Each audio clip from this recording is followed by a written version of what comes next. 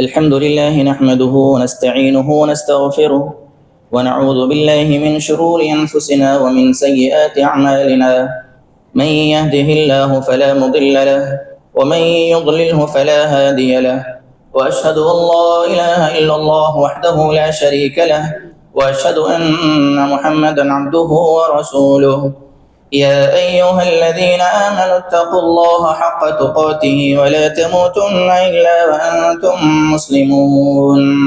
يا أيها الناس اتقوا ربكم الذي خلقكم من نفس واحدة وخلق منها زوجها وبث منهما رجالا كثيرا ونساء، واتقوا الله الذي تساءلون به والأرحام إن الله كان عليكم رقيبا.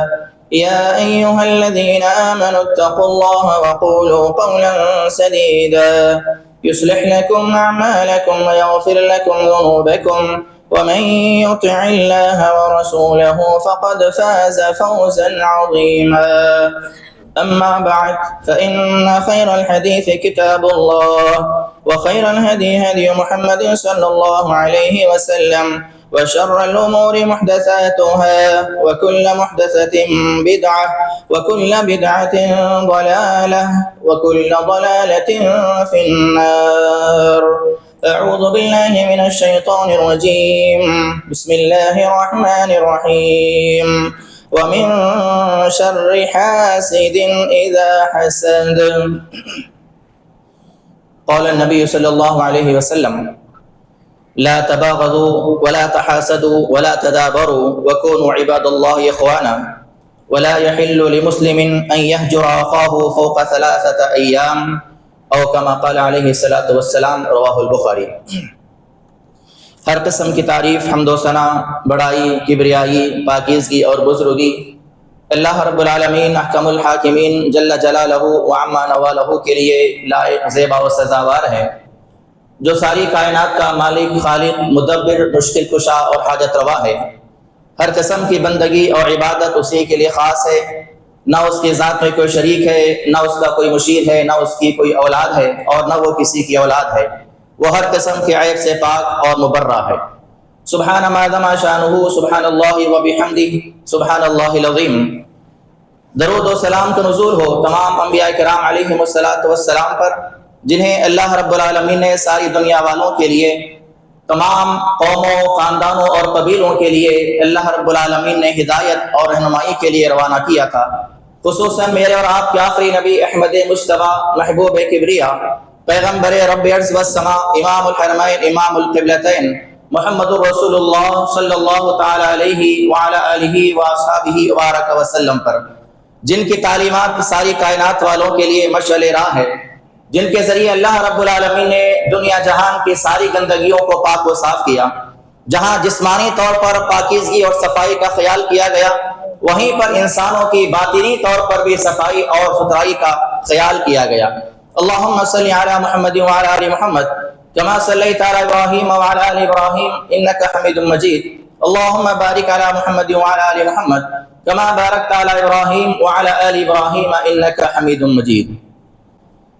محترم بزرگوں، نوجوان ساتھیوں اور اسلامی ماں اور بہنوں، اللہ رب العالمین نے اپنے آخری پیغمبر محمد الرسول اللہ صلی اللہ علیہ وسلم کے ذریعے دنیا میں پائی جانے والی بے شمار خرابیوں، گمراہیوں اور ضلالتوں کا جو دورہ تھا، اسے ختم کرنے کی ذمہ داری اللہ کے آخری پیغمبر پر اللہ رب العالمین نے داخل کی اور ان پر فرض کیا.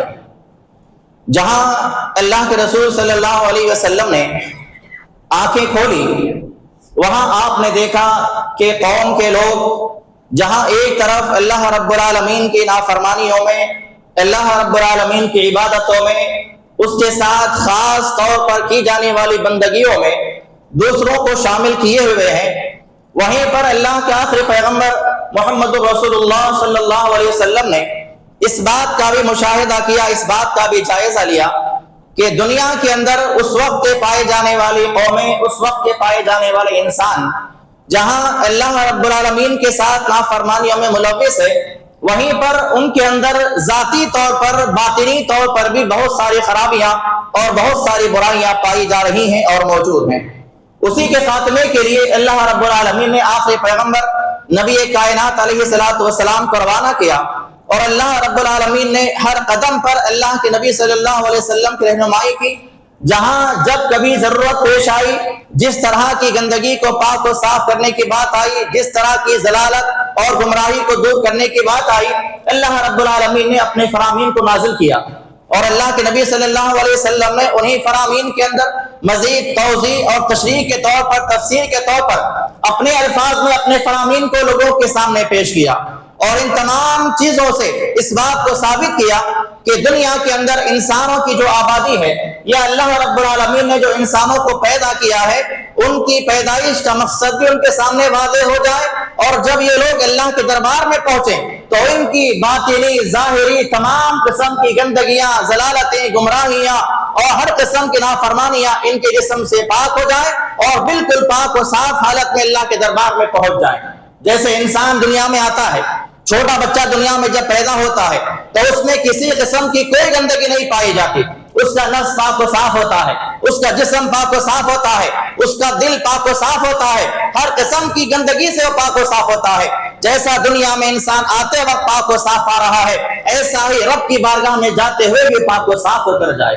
اسی لیے قدم قدم پر رہنمائی کی گئی، ایسا کوئی مرحلہ نہیں چھوڑا گیا کہ جس میں انسانوں کو جو ہے تشنگی محسوس ہو، جس میں انسانوں کی رہنمائی نہ کی گئی ہو، جس میں انسانوں کے لیے اللہ کی جانب سے ہدایات نازل نہ کیے گئے ہو۔ انہی تمام گندگیوں میں جو باطنی طور پر پائی جانے والی گندگیاں ہیں، ایک گندگی حسد کی بھی گندگی ہے، جس کا تذکرہ اللہ رب العالمین نے قرآن مجید کے اندر بھی کیا، اور اللہ کے نبی صلی اللہ علیہ وسلم نے اپنے فرامین کے اندر بھی کیا۔ حسد کہتے کس کو ہیں؟ حسد کی عام طور پر جو الفاظ میں تعریف بیان کی جاتی ہے وہ ہے جلن۔ حسد جلن، حسد جلن، اس طرح کے الفاظ ہماری زبانوں میں اور ہماری اردو میں استعمال کیا جاتا ہے۔ حسد کا لفظی معنی، لغوی معنی اگر دیکھا جائے تو لفظ حسد جو ہے حسدل سے نکلا ہے، جس کے معنی ہے چیچڑی۔ ایک قسم کا کیڑا ہوتا ہے، بالکل چھوٹا سا کیڑا، اور وہ کیڑا کبھی جانوروں پر، کبھی بکریوں پر، کبھی گائے پر، کبھی بیل پر لگ جاتا ہے، اور جس پر وہ کیڑا لگ جائے اس کا خون چوس لیتا ہے، اور کبھی کبھی انسانوں پر بھی کیڑا لگ جاتا ہے۔ اس کو انگلش میں شاید ٹک کہا جاتا ہے، TIK، ٹک۔ یہ ایک قسم کا کیڑا ہے، اسے عربی زبان میں حسدل کہا جاتا ہے۔ جیسا وہ کیڑا کسی کے جسم پر لگنے کے بعد خون کو چوس رہا ہے، بالکل ایسا ہی معاملہ حسد کرنے والے کے ساتھ ہوتا ہے۔ جو آدمی حسد کرتا ہے اس کا دل جو ہے مسلسل حسد کی وجہ سے خون اس کا چوستا رہتا ہے، اسی لیے اس کو حسد کہا جاتا ہے۔ اور شرعی اصطلاح میں حسد کی تعریف کیا ہے؟ امام اصفہانی رحمۃ اللہ علیہ فرماتے ہیں حسد کی تعریف یہ ہے کہ آدمی جو ہے کسی کے پاس موجود نعمتوں کو دیکھ کر، اللہ رب العالمین نے کسی کو نعمتیں عطا کی ہیں، مختلف قسم کی نعمتوں کا تذکرہ آگے کروں گا کہ نعمتیں کن کن طرح کی ہوتی ہیں اور کن کن زاویے سے ہمارے دلوں میں حسد اور جلن پیدا ہوتی ہے۔ تو امام اصفہانی فرماتے ہیں کہ کسی کے پاس جو موجود نعمتیں ہیں، ان نعمتوں کو دیکھ کر آدمی اپنے دل میں تنگی محسوس کرنا اور یہ خواہش کرنا کہ اس کے پاس موجود جو نعمتیں ہیں وہ ختم ہو جائیں، اس کا نام حسد ہے۔ اور حسد ایک قسم کی نظر ہی ہے۔ نظر حسد میں یہ فرق پایا جاتا ہے، مثال کے طور پر میرے پاس ایک پین ہے، اگر میرے پاس یہ پین ہے، آپ میں سے کوئی اس کو دیکھ رہا ہے، آپ دیکھنے کے بعد آپ کے دل میں کیا ہے؟ ارے کتنا اچھا پین ہے، اگر اتنا ہی آپ نے سوچ لیا، آپ کے دل میں برائی نہیں ہے اس کے بارے میں، یہ پین خراب ہو جانا، ٹوٹ جانا، پھوٹ جانا، ایسا کوئی ارادہ نہیں ہے، بس دل میں آپ نے سوچا کتنا اچھا پین ہے۔ اگر آپ نے ماشاءاللہ نہیں کہا، تبارک اللہ نہیں کہا، اللہ کی تعریف بیان نہیں کی، اس کو نظر لگ جاتی ہے۔ یہ ٹوٹ سکتا ہے، خراب ہو سکتا ہے، کچھ بھی ہو سکتا ہے، اس کا نام نظر ہے۔ حسد کس کو کہتے ہیں؟ میرے پاس یہ پین کی نعمت موجود ہے، اگر کوئی یہ چاہے کہ یہ نعمت میرے پاس سے ختم ہو جائے، اس کو حاصل ہو جائے، اس کا نام حسد ہے۔ یہ حسد کی تعریف ہے۔ اور اللہ رب العالمین نے قرآن مجید کے اندر اس بات کا تذکرہ بیان فرمایا، جیسے کہ اللہ تعالیٰ نے قرآن مجید کے اندر سورہ فلق نازل فرمایا۔ سورہ فلق میں اللہ رب العالمین نے خاص طور پر حسد سے پناہ مانگنے کا لوگوں کو حکم دیا۔ وَمِن شَرِّ حَاسِدٍ إِذَا حَسَدَ۔ سورہ فلق کی جو ابتدائی آیات ہے، قُلْ أَعُوذُ بِرَبِّ الْفَلَقِ، قُلْ أَعُوذُ اے اللہ میں پناہ طلب کرتا ہوں تیری کن چیزوں سے؟ جو آگے آنے والی چیزیں ہیں اس میں فرق ہے، صبح کی روشنی کا مسئلہ ہے، اس کے اندر جو ہے لوگوں کے وسوسے ہیں، شیطانی وساوس ہیں۔ آخر میں کہا گیا وَمِن شَرِّ حَاسِدٍ إِذَا حَسَدَ، اور اے اللہ میں تیری پناہ طلب کرتا ہوں، تیری پناہ میں آتا ہوں ان تمام لوگوں کے حسد سے جو حسد کرنے والے لوگ ہیں۔ حسد کرنے والوں کو حاسد کہا جاتا ہے، حسد کرنے والوں کو حاسد کہا جاتا ہے، اور حاسد کے جانب اللہ رب العالمین نے یہاں پر بیان فرمایا، اور اللہ کے نبی صلی اللہ علیہ وسلم نے ارشاد فرمایا، صحیح بخاری کی روایت ہے، لا تباغضوا، یہ بڑی طویل روایت ہے، اس کا آخری حصہ یہ ہے، لا تباغضوا، اے ایمان والو تم آپس میں ایک دوسرے کے ساتھ بغض نہ رکھو، ولا تحاسدوا، آپس میں ایک دوسرے سے حسد نہ کرو، ولا تدابروا، اور کسی کے پیٹ پیچھے نہ پڑ جاؤ، کسی کے پیچھے لگ جاؤ، ہمیشہ اس کی برائی بیان کرتے رہو، ہمیشہ اس کی ٹوہ میں رہو، ہمیشہ اس کے ساتھ لگے رہو، یہ کیا کرتا ہے، کیا کہتا ہے، کہاں جاتا ہے، اس کے پیچھے لگا رہو۔ اللہ کے نبی نے فرمایا کہ ولا تدابروا، کسی کے پیچھے نہ لگ جاؤ، وکونوا عباد اللہ اخوانا، اور اس بات کو یاد رکھو کہ تم سارے کے سارے اللہ کے بندے ہو اور آپس میں بھائی بھائی بن کے رہو۔ وکونوا عباد اللہ اخوانا ولا يحل لمسلم، اور کسی مسلمان آدمی کے لیے جائز نہیں ہے ان يهجر اخاه فوق 3 ایام، کہ وہ اپنے بھائی سے 3 دن سے زیادہ قطع تعلق اختیار کرے۔ اگر کوئی آدمی 3 دن سے زیادہ کسی مسلمان بھائی سے بات نہیں کرتا ہے، اللہ کے نبی صلی اللہ علیہ وسلم نے اس کو حرام قرار دیا۔ ولا يحل، حلال نہیں ہے یہ عمل کہ کوئی آدمی اپنے کسی مسلمان بھائی سے جو ہے 3 دن سے زیادہ بات نہ کرے۔ اور اللہ کے نبی صلی اللہ علیہ وسلم کے فرامین پر جب نگاہ ڈالتے ہیں ہمیں یہ بات معلوم ہوتی ہے کہ جس دل میں ایمان پایا جاتا ہے اس دل میں حسد جمع نہیں ہو سکتا۔ اگر ایمان ہے حسد نہیں ہوگا، اگر حسد ہے تو ایمان نہیں پایا جائے گا۔ اللہ کے نبی اسلام فرماتے ہیں، نسائی کی روایت ہے، لا یجتمعان فی قلب عبد الایمان والحسد، کسی بھی ایمان والے آدمی کے دل میں حسد اور ایمان دونوں چیزیں ایک ساتھ جمع نہیں ہو سکتے۔ اس بات کو سوچیے، اندازہ لگائیے، جو لوگ حسد کرنے کے شکار ہیں، جو حاسدین ہیں، جن کے دلوں میں حسد پایا جاتا ہے، کسی بھی معاملے میں ہو، کسی کے ساتھ بھی ہو، وہ لوگ اس بات کا جائزہ لیں، اگر ہمارے دلوں میں حسد پایا جا رہا ہے تو گویا کہ ہمارے دلوں میں ایمان نہیں ہے۔ یہ اللہ کے نبی کا فرمان ہے، لا یجتمعان، اللہ کے نبی نے فرمایا یہ 2 چیزیں جمع نہیں ہو سکتے، حسد اور ایمان دونوں ایک ساتھ جمع نہیں ہو سکتے۔ اس کے علاوہ اللہ کے نبی صلی اللہ علیہ وسلم سے سوال کیا گیا، عبداللہ بن عمر رضی اللہ عنہ بیان فرماتے ہیں کہ اللہ کے نبی علیہ السلام سے پوچھا گیا ای الناس افضل، اللہ کے نبی صلی اللہ علیہ وسلم سے پوچھا گیا کہ کون سا آدمی سب سے زیادہ اچھا ہے، سارے لوگوں میں سب سے زیادہ اچھا انسان کون ہے؟ تو اللہ کے نبی نے فرمایا کل مخموم القلب و صدوق اللسان، سب سے اچھا انسان وہ ہے جو مخموم القلب ہو اور سچی زبان والا ہو۔ صحابہ نے سوال کیا اور کہا یا رسول اللہ صدوق اللسان نعرف ہو، سچی زبان والا یہ تو ہم جانتے ہیں، جو آدمی سچ بولے وہ اچھا انسان ہے، ہم اس کو پہچان لیں، ہم یہ بات سمجھ گئے، لیکن مخموم القلب کیا ہے؟ مخموم القلب یہ کیا ہے؟ اللہ کے نبی السلام نے اس کی تعریف بیان فرمائی اور کہا هو التقی النقی لا اسم فیہ ولا بغی ولا غل ولا حسد، یہ صحیح ابن ماجہ کی روایت ہے۔ اللہ کے نبی نے فرمایا ہر وہ دل جو بالکل پاک و صاف ہو، اللہ سے ڈرنے والا ہو، اس میں گناہ موجود نہ ہو، اس کے اندر سرکشی موجود نہ ہو، کسی کو دھوکہ دینے والا نہ ہو، اور اس دل کے اندر حسد نہ پایا جائے، یہ آدمی مخموم القلب ہے۔ جس کے دل میں حسد نہیں پایا جاتا وہ آدمی سارے لوگوں میں سب سے زیادہ افضل ہے اور بہترین لوگ ہیں۔ اور اس کے علاوہ اللہ کے نبی السلام فرماتے ہیں کہ جس آدمی کے دل میں حسد پایا جاتا ہے، حسد جس کے دل میں پایا جا رہا ہے، اس کے ساتھ کبھی بھی خیر اور بھلائی اس کے پاس نہیں باقی رہتی۔ اللہ کی جانب سے آنے والے خیر، اللہ کی جانب سے نازل کی جانے والے بھلائی، اللہ کی جانب سے نازل کیے جانے والے برکات اس آدمی سے ہٹا لیے جاتے ہیں جو حسد کرنے والا ہوتا ہے۔ جیسا کہ اللہ کے نبی صلی اللہ علیہ وسلم فرماتے ہیں، سلسلہ احادیث و صحیحہ کی روایت ہے، لا یزال الناس بخیر ما لم یتحاسدوا، لوگ اس وقت تک خیر پر رہیں گے، لوگ اس وقت تک بھلائی پر رہیں گے جب تک ان کے اندر حسد نہ پایا جائے، ان کے اندر حسد کی بیماری موجود نہ ہو، لوگ بھلائی پر رہیں گے۔ تو پتہ یہ چلا جس دل میں حسد پایا جاتا ہے وہ تمام قسم کے خیر سے، بھلائیوں سے محروم کر دیا جاتا ہے۔ اس کے علاوہ اللہ کے رسول فرماتے ہیں حسد آدمی کو جو ہے ظلم تک پہنچا دیتا ہے، جیسا کہ اللہ کے نبی نے فرمایا دوسرے حاکم کی روایت ہے سیصیب امتی داء الامم، میں کیا بات ہے، میں یہ دیکھ رہا ہوں کہ میری امت کے اندر پچھلی امتوں کی بیماریاں داخل ہو رہی ہیں۔ اللہ کے نبی نے فرمایا سیصیب، میں اس بات کو دیکھ رہا ہوں کہ میری امت کے اندر پچھلی امتوں کی بیماریاں داخل ہو رہی ہیں۔ لوگوں نے سوال کیا یا رسول اللہ وما داء الامم، پچھلی امتوں کی بیماریاں کیا ہیں؟ اللہ کے نبی نے فرمایا الاشر والبطر والتکاثر والتناجش فی الدنیا والتباغض والتحاسد حتى يكون البغض۔ اللہ کے نبی نے فرمایا یہ تمام بیماریاں پچھلی امتوں کے اندر پائی جانے والی بیماریاں تھے۔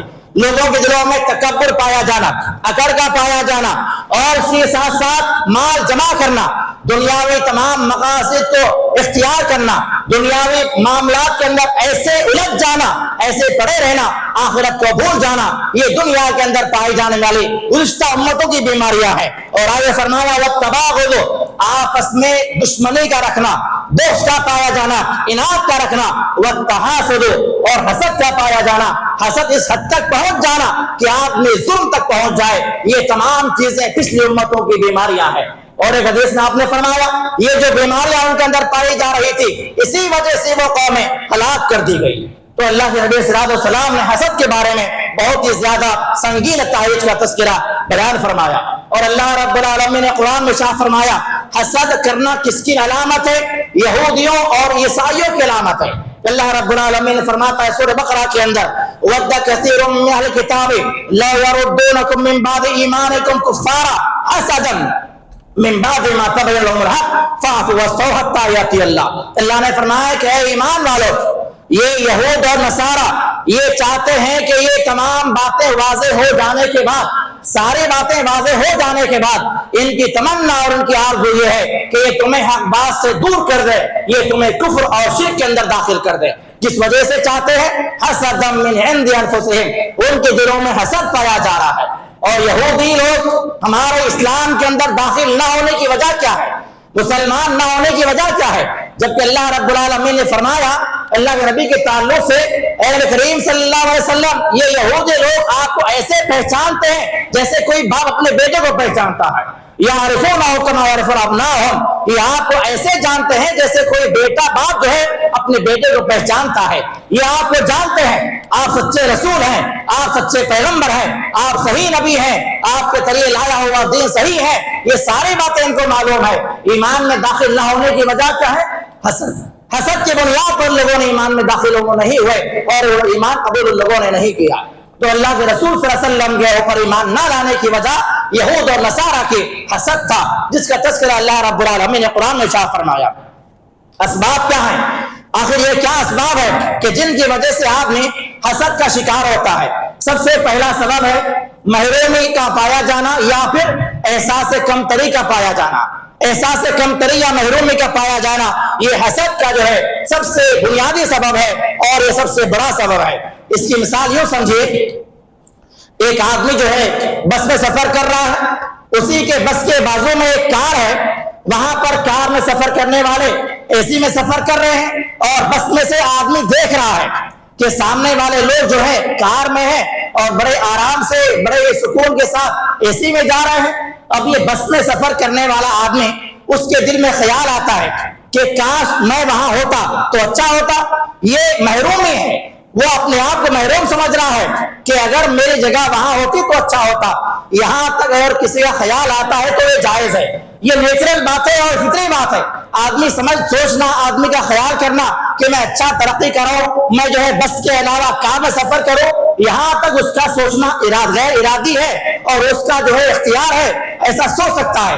لیکن اگر آدمی یہ سوچے کہ جو آدمی کار میں سفر کر رہا ہے اس سے کار خراب ہو جائے، اس سے کار چھن جائے اور وہ چیز مجھے حاصل ہو جائے، یہ حسد ہے۔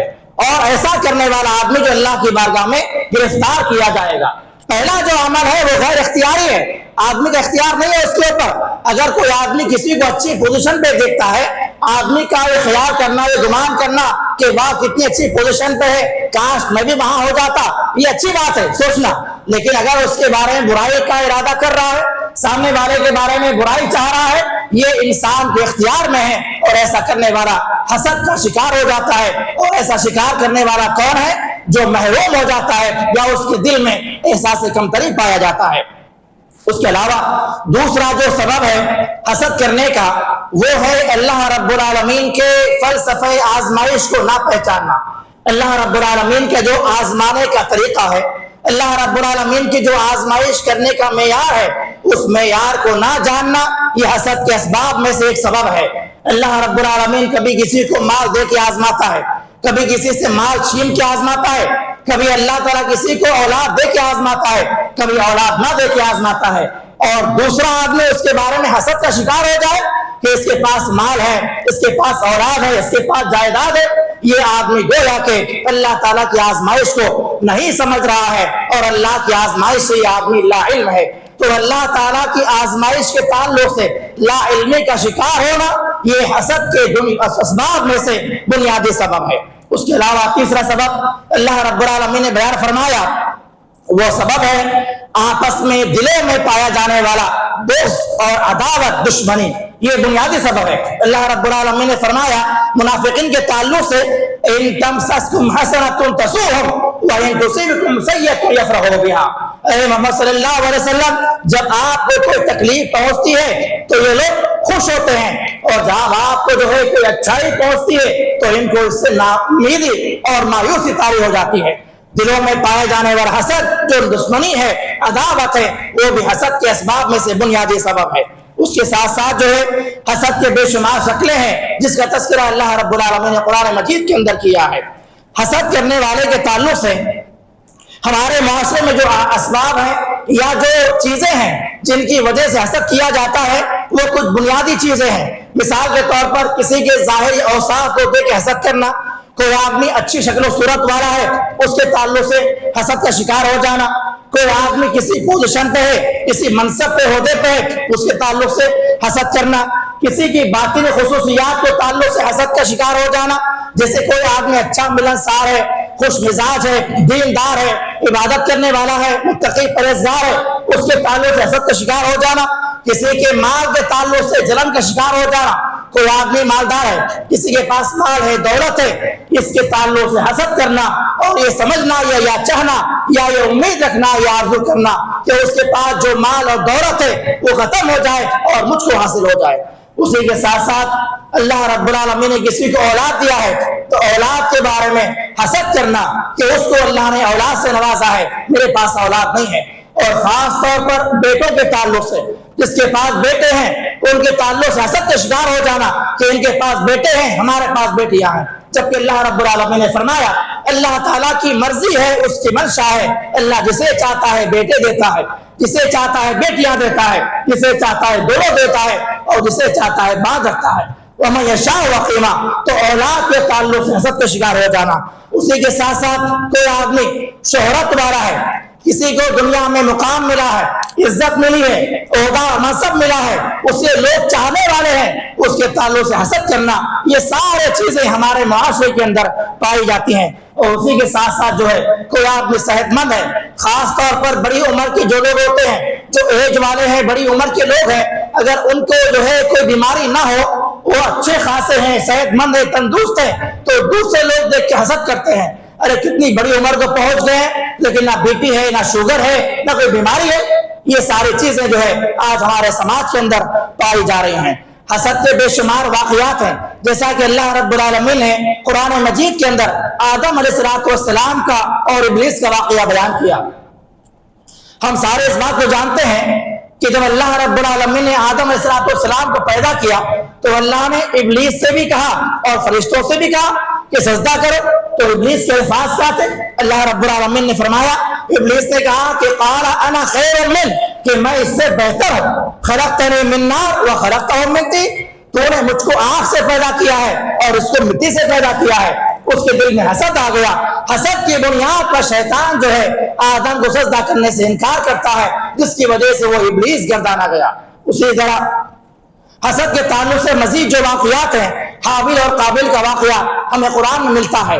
اللہ رب العالمین نے بیان فرمایا، اے نبی کریم صلی اللہ علیہ وسلم، ہم آپ کے سامنے آدم کے 2 بیٹوں کے واقعات بیان کرتے ہیں. ان لوگوں کے دلوں میں، ان کے اندر واقعات میں پائے جانے والے معاملات کے اندر سب سے بنیادی جو چیز تھی وہ حسد تھا. قابیل نے حسد کیا اپنے بھائی حابیل کے ساتھ اور معاملہ کیا ہوا؟ یہاں تک کہ معاملہ جو ہے خون اور قتل تک پہنچ گیا اور قابیل نے اپنے بھائی حابیل کو قتل کر دیا. اس کی وجہ اور اس کا سبب بھی حسد تھا. اس کے علاوہ یوسف علیہ السلام کے ساتھ جو معاملہ پیش آیا، ان کے بھائیوں نے جو ان کو کنویں میں داخل کیا یا قتل کرنے کے ارادے سے ان لوگوں نے اپنے بھائی کو ساتھ میں لیا، وہاں پر بھی جو وجہ بنتی ہے وہ حسد ہے. اللہ رب العالمین نے فرمایا سورہ یوسف کے اندر ان کے بھائیوں نے کیا کہا، اقتلوا یوسف او اطرحوه ارضا یخل لکم وجه ابیکم، کہ اپنے بھائی یوسف قتل کر دو یا کسی ایسے مقام پر جا کے چھوڑ دو جہاں پر کوئی آنا آتا جاتا نہ ہو. ایسا کرو گے تو تم اپنے باپ کے لیے خالص بن جاؤ گے اور ہمارے باپ کی محبت ہمیں حاصل ہو جائے گی. تو یہ سارے واقعات ہیں. ابلیس کے واقعات میں حسد کا معاملہ ہے، یوسف علیہ السلام کے واقعات کے اندر حسد کا معاملہ ہے، حابیل اور قابیل کے معاملات کے اندر حسد کا معاملہ ہے.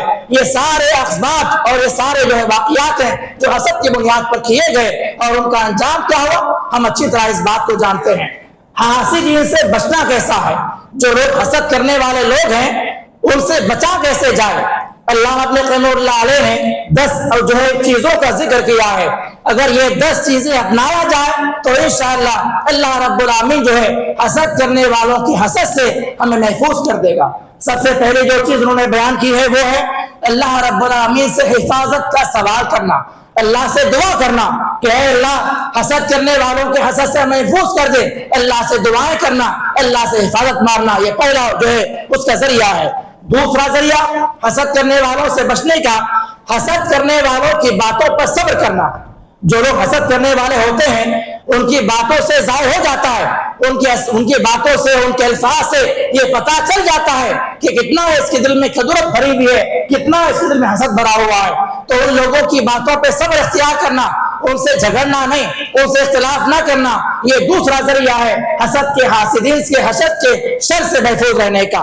اس کے علاوہ تیسرا جو ذریعہ ہے ہر حال میں تقوی اختیار کرنا. اس کی بے شمار مثالیں ہیں، بے شمار دلائل ہیں. وقت نہ ہونے کی وجہ سے میں صرف لسٹ بتا دے رہا ہوں کہ حسد سے بچنے کے جو ہے کیا کیا ذرائع ہیں. چوتھا ہے اللہ پہ توکل کرنا، اللہ پہ بھروسہ رکھنا. پانچواں ہے حسد کرنے والے کو نظر انداز کر دینا. جو آدمی حسد کر رہا ہے، جس کے دل میں بیماری ہے، اس کو اگنور کر دینا. اس کا معاملہ اس کے ساتھ ہے، اللہ اس کو دیکھنے والا ہے. اس کے علاوہ چھٹا جو ذریعہ ہے وہ ہے اللہ کی طرف متوجہ ہونا اور اخلاص کے ساتھ اللہ کی بندگی کرنا. یہ ساری چیزیں کرنے کے بعد جو ہے ہم حسد کرنے والوں کے شر سے محفوظ کر دیے جاتے ہیں. ساتواں جو ذریعہ ہے وہ ہے توبہ و استغفار کو لازم پکڑ لینا. جو ہمیشہ توبہ و استغفار کرتے ہیں ان کو کسی قسم کی پریشانی اور مصیبتیں لاحق نہیں ہوتے. آٹھواں ذریعہ ہے صدقہ و خیرات کا احترام کرنا. نواں ذریعہ ہے حسد کرنے والوں کے ساتھ بھلائی کا معاملہ کرنا، حسد کرنے والوں کے ساتھ بے احسان کرنا، ان کے ساتھ بھی بھلائی کا رویہ اختیار کرنا. اور 10ویں چیز ہے عقیدہ توحید پر مضبوطی کے ساتھ جمے رہنا. ان ساری جو ہے پوائنٹس اور ان تمام باتوں کے دلائل قرآن و سنت کے اندر موجود ہے.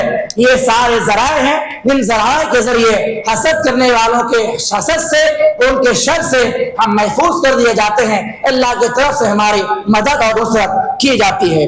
تو حسد کے متعلق یہ چند باتیں تھیں کہ کتنا بڑا سنگین جرم ہے. اللہ رب العالمین نے قرآن مجید کے اندر، اللہ کے نبی صلی اللہ علیہ وسلم نے اپنے فرامین کے اندر ان تمام باتوں کی وضاحت کی تاکہ یہ تمام برائیاں جو سماجی برائیاں ہیں، سوشل برائیاں ہیں اور دلوں میں پائی جانے والی برائیاں ہیں، باطنی برائیاں ہیں، ان تمام برائیوں سے ہمارے دل پاک و صاف ہے رہ جائیں اور اللہ تعالیٰ کی بارگاہ میں جب جائیں تو ہمارے قلوب و ہمارے دل جو ہے مخموم القلب ہو جائیں، کسی قسم کی گندگی اور برائی ہمارے دلوں کے اندر موجود نہ ہو.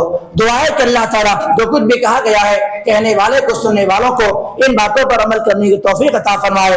اللہ تعالیٰ ہر قسم کے گناہوں سے، ہر قسم کی برائیوں سے، ہر قسم کی نافرمانیوں سے ہم تمام کو محفوظ رکھے. اللہ تعالیٰ ظاہری برائی سے محفوظ رکھے، باطنی برائیوں سے محفوظ رکھے. اللہ تعالیٰ عقائد کی برائیوں سے محفوظ رکھے. ہر قسم کا خیر کا، بھلائی کا معاملہ ہم تمام کے ساتھ فرمائے. جو مسلمان بیمار ہے اللہ ان تمام کو شفا کاملہ عاجلہ عطا فرمائے. جو مسلمان پریشانیوں میں، مصیبتوں میں، تکالیف میں گرے ہوئے ہیں اے اللہ ان تمام کے ساتھ خیر کا معاملہ فرما، ان کے نجات کے راستے فراہم فرما دے. آمین. واقول قولی ھذا استغفر اللہ ولکم.